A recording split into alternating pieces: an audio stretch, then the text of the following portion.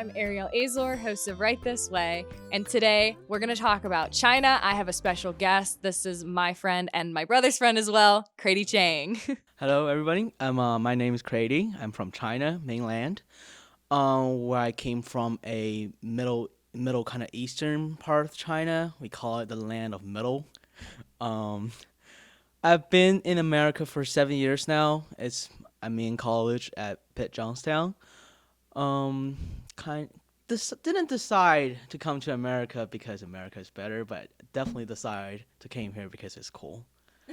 What's cool about America? What was the appeal? I mean, when it all started, of course, I was one of those students in China who go through school like 10 hours a day. Okay. Yeah, I didn't really like that. I feel like I'm not the type who just sit in the classroom to study all the time. So I was at the dinner with my dad's friend one day, and he was telling us about how his daughter went to America. And the school load is not as much as Chinese school load, but you still learn a lot, and diploma looks really good. So 3 months later, here I am in Pittsburgh, Pennsylvania. Okay, so 14, you moved to America, and you lived with some family you didn't know. Is that right? Yes, I moved in with a lady called Jennifer, and I knew she lived in Pittsburgh. I knew she had $2, and that was it. How old were you? I was 13, I believe. No, 14. Yes, my parents took me to Beijing. I had two big suitcases that are almost as tall as I was, and then just came along. Were you excited? Were you nervous? Probably all of them, but I mean, at first, before I got onto the plane, I was kind of nervous. But then when I got onto the plane, there was actually a lady who had an international school in China, and she was talking to me English, helping me to understand. Okay, I can speak the language. It's okay. It's nothing dangerous. It's still people. Yeah, it's just people like us. So just get along with them and move on. okay, so I have to ask, how did your English get so good? Because truthfully, of all the international students I've known, you have the best English, you are the quickest, you understand the most. How? I guess it's all personality. International students I know, they don't really like talking to American people. Not because they don't like them. It's because they're not confident in the language they speak. They feel like they don't know what they're talking about. Sure. And sometimes when people don't understand them, they have to repeat themselves for several times. Yeah. And that's kind of embarrassing to do sometimes. Mm-hmm. So they just refuse to talk. And me, on the other hand, I don't really care. Yeah. I just go at it. And I join a lot of activities, and I watch a lot of dumb American shows. Like Two and a Half Men was the first one I watched. So I kind of just, learn from practice, and it just comes along. And did you speak English? Would you say when you came here first, were you probably close to fluent, or did you have to learn a lot when you got here? I had to go through a lot of learning process after I got here. So we took English in Chinese school, American people take probably Spanish, yeah. So in the level of Spanish of American people, I learned Feliz Navidad, and that was about it. And then I learned most of how to speak English after I got here. Yes. Okay, that surprises me a lot. I mean, I feel like most of the students that have come into my classes, because Crady's 2 years older than me, so we weren't really in classes together. But most of the ones that I had with me tended to be good. I mean, they definitely spoke very good English, but they were so good they were able to take Spanish from English, you know what I mean? Yeah. So that just surprises me a little bit. That I mean, it's different story for everyone. I know people who had to go through years of language school, like a year or two of language school before they got here. Me, on the other hand, my parents didn't really worry about me that much. They don't like me anyways. We have a little sister. They don't like me anyways. Let's get rid of him. Oh my gosh. Yeah, that's why I came here, and 3 months from decision I was here.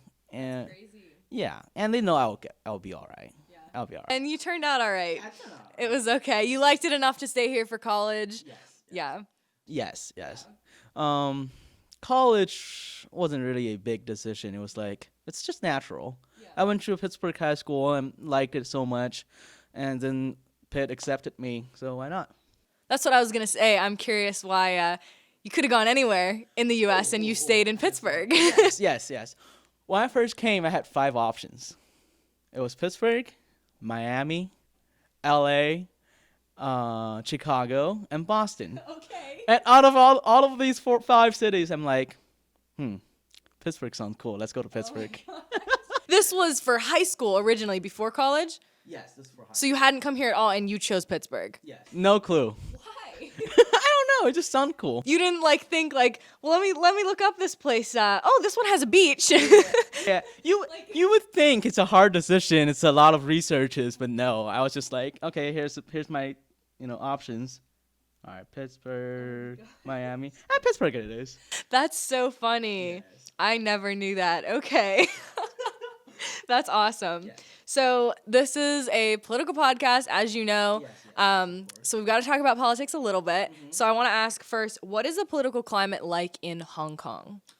For Hong Kong, so from what I understand, Hong Kong is a almost independent city. They have their own government system. They're in charge of their own laws and stuff, but they're part of China. They're going through a process where it was part of Britain territory, but just Hong Kong, and then it was given back to us in 1998, and then we're working on the process of converting the city back to Chinese government or the Chinese people's land. Okay, but it's going to remain its own government. It's going to still have control of itself somewhat. As for right now, yes, and we had a agreement where we will allow Hong Kong people to have their own government and run their own policies for at least 100 years, and we are 70 years into that now. Yeah. In America, we see a ton of news about protesters in Hong Kong. We see them with American flags and all of these things, supporting Donald Trump. So what are they protesting about? What can you tell us about that? From what I've been told and what I've studied, Hong Kong people are protesting about a law that recently has been passed. Well, it was canceled, of course, after this trouble was caused.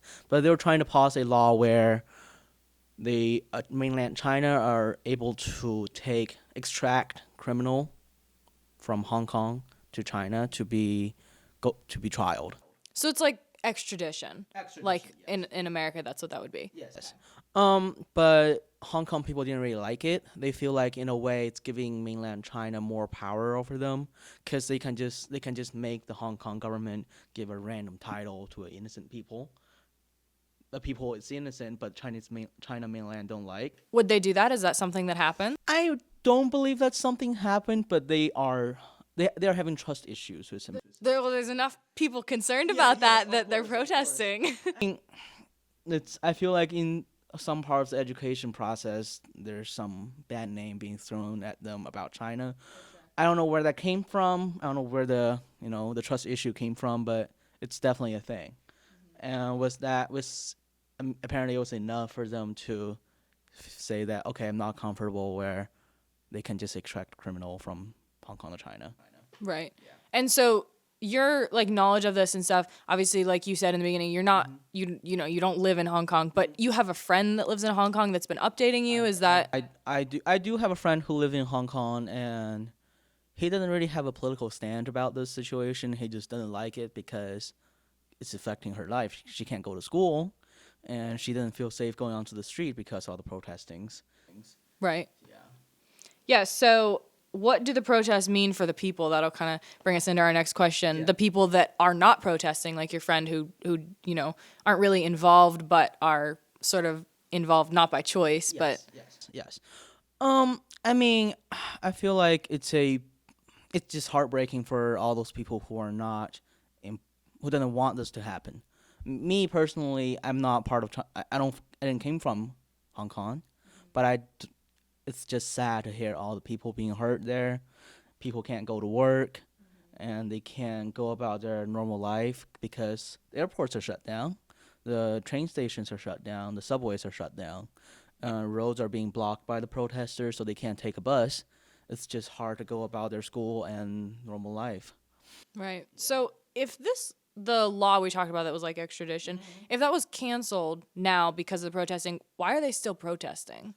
It's because so with everything that's happened, they have made 5 demands to the Hong Kong government that they want to be done, so they will stop all the violence.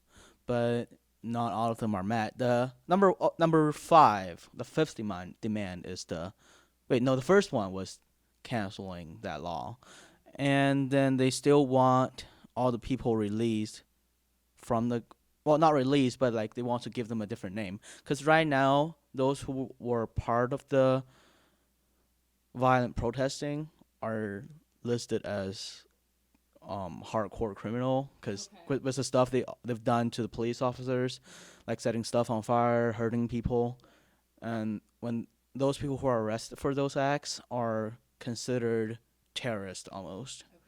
And because of that, they don't want them to be called terrorists because they believe they're fighting for justice. So they want the government or the police station to give them a different title, like for their crimes. And also, they want what happened on June 12th to be not punished for. Like, so basically, on June 12th, they took over the street and took over the government building, but violently, like they were destroying everything, blocking roads and stuff. And a lot of them are arrested. So they want that day to be people who participate in that day not punished. And the fourth one, I'm not so sure about, but that's the main ones they want to be figured out. Yeah. Do you think that it's worth the price in the end? Because like people, like you said, they're going to jail for this. Is this going to be worth it? What's the point if not? Sure, I believe it's absolutely worth it because right now. I believe they're going through a process to, we have problems. We're the same. We both belong to China, Hong Kong, and mainland China. We're all part of China, but we have disagreements. We have different beliefs. So of course, there's going to be conflict. I feel like sooner than later, to figure out the problems and find a solution for all the problems before you're in here now. You're part of China. You're completely part of China now, but we still have problems we haven't figured out yet. So I mean, although all the stuff that's happened, of course, is sad and it's heartbreaking, but it's process we have to go through for a better future. Right. So you don't think that China's just gonna be like, "Yep, that 100 years is up. We're taking over, and this is all gonna be for nothing." Yeah. No, it's not. It's definitely like it's the people's what they want, what the people want. It really matters. So helping them find the solutions to their problem to meet their demands is the important things to do. Right, because this is a big portion of Hong Kong. Yes. Right. Yes, a lot of people took part of this situation, so of course it's a big issue that we have to resolve. Yes. Now, are there people in just regular mainland China, not in Hong Kong, that have support for the protesters in Hong Kong? Like, I'm like politically, would they want to help them? Obviously, they're not protesting, but do they agree with them somewhat? Of course, there are two sides. There are supporters for both sides. But protester supporters are on the smaller side. I mean, they do believe some of them. Some people in China do believe that they're fighting for their freedom, and they want people to do that. But most of the people I know don't really see it that way. They feel like it's just crazy how far they're going for a small problem. I mean, it's at the end the reasoning behind all the protesting is just that one law that's already being invoked. So they feel like it's too much hurting that much people, setting everything on fire and stopping the city from functioning. Is just way too far for what they're claiming they're fighting for. Makes sense. Yeah. So what would you say about, you've lived here for years now, and then you've also lived in China. What would you say about like the government in comparison? What do you think? I mean, they're governments. They're just trying to do their jobs. Of course, the governments are supposed for their people. Do you like either of them? Okay, I'm not the biggest fans of the government systems. Like, I don't believe the the governments are still doing the things that are here for. Like a lot of government stuff has been turned into corruptions or greed of power. Like it's more about fighting for okay, what can I gain from being at this position? Not like okay, if I get to be in charge of this part of the stuff, I'll like what can I get from that? Like it's more about just getting higher up and higher up than actually about the people. Yes, that's why I don't like the government. But of course, there are people who are in the governments are doing everything they can to make the country a better place, make the world a better place. Yeah. And with Chinese government and American government, I mean, they don't disagree. They don't agree with each other mostly because their political understanding of government stuff. Because America's capitalist, China is more socialist, communist. But I don't think that matters. It's just as long as you're doing what's good for your people, it doesn't matter how you do it.